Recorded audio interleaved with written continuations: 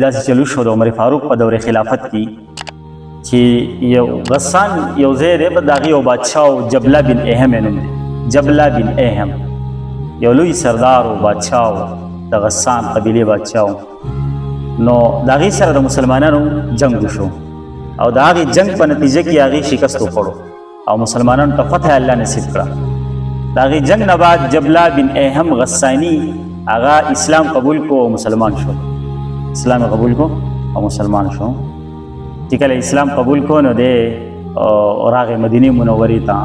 ډېر یعنې هغه سردار بادشاه د خپل قبیلې د غساني قبیلې په ډېر په شان و شوکت سره راغی مدینه منورې ته داخل شو او بیا چې دی نو د حج موسم راغی نو طواف یې کولو. طواف د کعبې نه طواف کولو دا شاهي جبې اغوستې ده او پوره په شان و شوکت سره روان دی. هغه زوړ هغه دغه پکې و که نه هغه خپل هغه انانیت پکې و غرور پکې و د بادشاهي هغه نشه پکې وه او اسلام کې خدا نشته که نه دی. اوس په طواف کې اسلام کې خو ګوره دا په جومات کې هم په دې صف کې ولاړي یو غریب به ولاړي غریب ورسره به خوا کې بادشاه ولاړي خو دا بادشاه داسې نشي کولی چې دا غریب د دې صف نه بهر کړي. الله ته دواړه برابر دي او دا د اسلام حسن دی ښایست دی. نو هغه طواف کوي نو چېرته د یو غریب مسلمان خپه چې ده د هغې په هغې قیمتي جبه باندې راغلي ده. جبې چې کوم اغوستې وه هغه خطرناکه شاهي جبه نو په هغې باندې چېرته خپه راغلي ده نو هغه د هغې هغه سیسټم خراب شوی دی نو هغه له غوسه ورغلي ده. چې غوسه له ورغلي ده هغه غریب مسلمان یې وهلی دی او ډېر زورور و څپېړې ورکړي دي څپېړې ورکړي دي د هغه غاښ مات شوی دی. غریب و د هغې خو وس نه رسېدو خو د عمر فاروق تعالی هم په انصاف باندې یقین و. دا د اسلام حسن دی ښایست دی.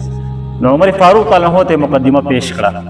عمر رضی الله تعالی عنہ دغه مسلمان هم راوغوښتو عدالت ته او هغه بادشاه غسانی بادشاه هغه هم راوغوښتو او ویې ته او تپوس یې وکړو چې تا دا غریب مسلمان وهلی دی څپېړې دې ورکړې ده غاښ دې ولې مات کړی دی او ما وهلی دی او غرور په نشه کې و بادشاه ما وهلی دی وایي. نو عمر فاروق تعالی عنہ ته بس ټیک ته تا وهلی دی نو اوس خو اسلام خو دا وایي چې اوس به دا غریب چې دی دا به هم تا وهي او ستا به هم غاښ ماتوي دا به ستا نه بدله اخلي. هغه چې دا خبره واورېده حیران شو نه دا خو زه بادشاه یم غساني بادشاه ته ما د یو غریب سره برابر یم. عمر فاروق تعالی عنہ ته وفرمایل نه اسلام دی او د الله په نسبت باندې یو بادشاه او یو غریب مسلمان دا دواړه برابر دي.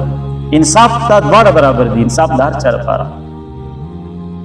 نو غساني بادشاه هغه ورته وویل داسې وکړه چې دا مقدمه چې ده دا لږه ملتوي کا لږې څه که ملتوي کا نو یو ورځ ته یعنې سبا ته که دا مقدمه سبا ته که فیصله ټیک ده دغه نه تپوس وکړو دا غریب نه تپوس وکړو مسلمان نه کمزوري او ته بس ټیک ده اول اجازت ورکړو مقدمې چې دا ملتوي کړه سبا ته.